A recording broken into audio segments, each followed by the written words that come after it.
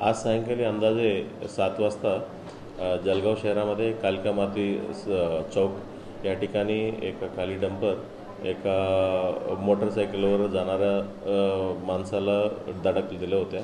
ते मोटरसायकलमध्ये एक माणसं, एक लहान मुलं आणि एक लहान मुलगी होतं। ते स्पॉटवरच लहान मुलांना डेथ झाल्या होत्या।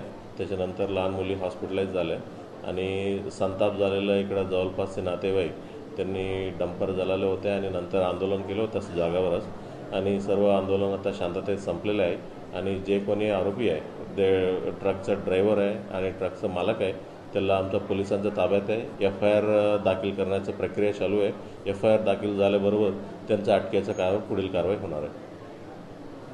त्या ठिकाणी 1.5-2 तास ट्रॅफिक जाम झाल्या होत्या। आता सध्या पूर्ण ट्रॅफिक सुरळीत चालू आहे। मी जनतेला हीच आवाहन करू इच्छिते, जे कोणी आरोपी आहे त्याच्यावरती सदोष मनुष्यबळाचा गुन्हा दाखल करतायत आणि त्याच्यावरती त्याचा तपास, जे गुन्ह्याचा तपास आहे PI दर्जाचं MIDCचं इन्स्पेक्टर आहेत त्यांच्याकडे आम्ही देण्यात आलेला आहे। चांगला तपास करण्यासाठी मार्गदर्शन मी स्वतः बी करणार आहे। आपला SDPO मार्गदर्शन करतील, त्याला योग्य तो कायदेशीर पद्धतीने त्यांना शिक्षा देण्याचं आमचं पूर्ण कारवाई करणार आहे।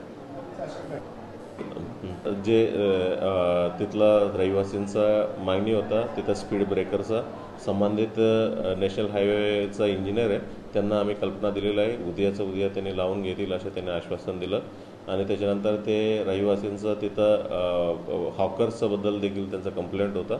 महानगरपालिकांचं संयुक्तानं आम्ही उद्याचं कारवाई करून ते एरियाचं हॉकर्स क्लिअर करून ट्रॅफिकचं सुरळीत होईल तसे आम्ही प्रयत्न करणार आहे उद्यापासून।